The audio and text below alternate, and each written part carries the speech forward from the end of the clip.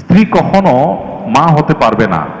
এখন একটি সন্তান দত্তক নিতে চাচ্ছি, সন্তান দত্তক নেওয়া যাবে কিনা? সন্তান দত্তক নেওয়া জায়েজ, না জায়েজ কোনো বিষয় না। যদি কারোর সন্তান না হয় তিনি আরেকজনের সন্তানকে দত্তক নিতে পারেন। কিন্তু এখানে একটা গুরুত্বপূর্ণ বিষয় হলো, সন্তান না হলেই শুধু দত্তক নেওয়া এটা সঠিক কাজ না।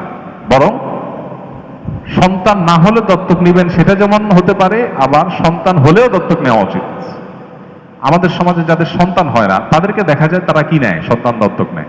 যারা আল্লাহ সন্তান দিচ্ছে তাকে আর সন্তান দত্তক নিতে দেখা যায় না। এই কালচারটা চালু হওয়া উচিত। আল্লাহ আপনাকে 4টা সন্তান দিয়েছেন, আরেকটা সন্তান দত্তক নেন। গরিব, অসহায়, এতিম, মা বাপ নাই, মারা গেছে, এরকম একটা সন্তানকে নিজের সন্তানের মতো গ্রহণ করেন, তার পড়াশোনা, থাকা, খাওয়া সব ব্যবস্থা করে দেন।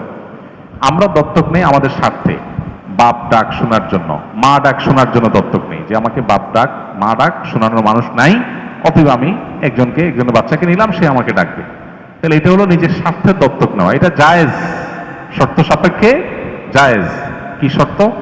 শর্ত হলো এই ছেলে বড় হলে আপনার স্ত্রী তার সাথে তার পর্দা করতে হবে, কারণ সে তার রক্ত সম্পর্কে কেউ না, যদি রক্ত সম্পর্কে না হয় আর কি। আর রক্ত সম্পর্কীয়দের মধ্যে যদি দত্তক নেন এমন কেউ, যেমন বোনের ছেলে নিল, তাহলে তার পর্দার ব্যাপার নেই।